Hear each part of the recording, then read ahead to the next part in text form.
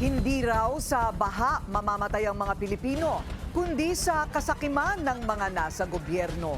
Kaya giit ng isang religious group, pagbayarin na ang mga sangkot sa flood control scandal. Yan ang agenda report ni Pierre Pastor. Wala namang pag-amin eh. Walang pagsisisi, walang pagsasauli. So, that's why our country is just really sinking in the mire of corruption and poverty. Palubog tayo ng palubog dahil wala nagbabago.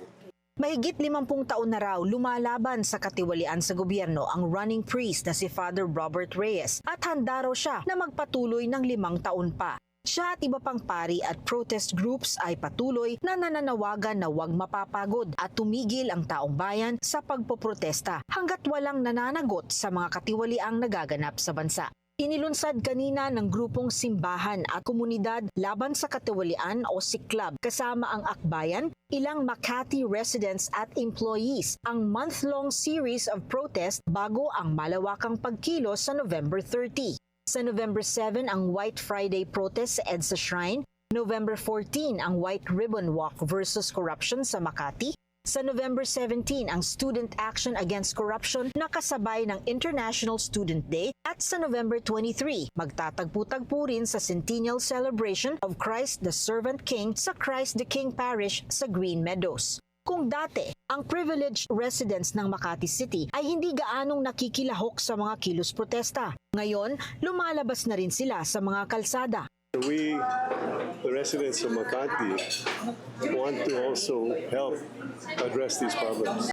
There have been very, active members of Makati residents who have been active, I can guarantee you. And we'll continue to be active. Hopefully we can get more. I agree that we need to get more involved. And the actions, for example, by the ICI, they need to be published, made public so that people can really see what really is going on. Ilan sa mga demands ng kilusan ang paghahain ng ombudsman ng plunder cases laban sa mga nabanggit na sangkot sa katiwalian. Dapat daw masuspindi na ang mga personalidad na nabanggit ng ICI. Dapat daw i-freeze na ang assets at ma-forfeit ang ill-gotten wealth ng mga tiwaling opisyal.